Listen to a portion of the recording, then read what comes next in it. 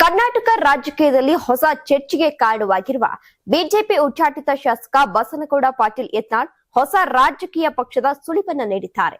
2 ವರ್ಷಗಳ ಹಿಂದೆ ಆರಂಭವಾದ ಪಕ್ಷ ತಮಿಳುನಾಡಲ್ಲಿ ಅಧಿಕಾರಕ್ಕೆ ಬಂದ ಉದಾಹರಣೆಯನ್ನ ಉಲ್ಲೇಖಿಸಿರುವಂತಹ ಯತ್ನಾಳ್ ರವರು ಜನರು ಒಪ್ಪಿದ್ರೆ ಕರ್ನಾಟಕದಲ್ಲೂ ಕೂಡ ಜೆಸಿಬಿ ಪಾರ್ಟಿ ರೆಡಿ ಎಂದು ಘೋಷಿಸಿದ್ದಾರೆ.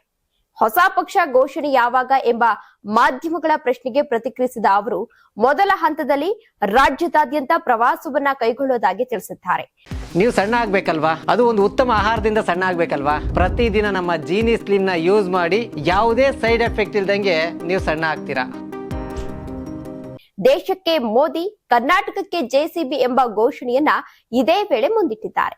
ಇನ್ನೊಂದೆಡೆ ಮಾಜಿ ಮುಖ್ಯಮಂತ್ರಿ ಬಿಎಸ್ ಯಡಿಯೂರಪ್ಪ ಹಾಗೂ ರಾಜ್ಯ ಬಿಜೆಪಿ ಅಧ್ಯಕ್ಷ ಬಿವೈ ವಿಜಯೇಂದ್ರ ವಿರುದ್ಧವೂ ಯತ್ನಾಳ್ ವಾಗ್ದಾಳಿಯನ್ನ ನಡೆಸಿದ್ದಾರೆ. ನಿನ್ನೆ ನಡೆದ ಕಾರ್ಯಕ್ರಮ ಬಿಎಸ್ ಯಡಿಯೂರಪ್ಪ ಅಭಿಮಾನೋತ್ಸವ ಅಲ್ಲ, ಅದು ಬೀಳ್ಕೊಡುಗೆ ಸಮಾರಂಭ ಎಂದು ಟೀಕಿಸಿದ್ದಾರೆ.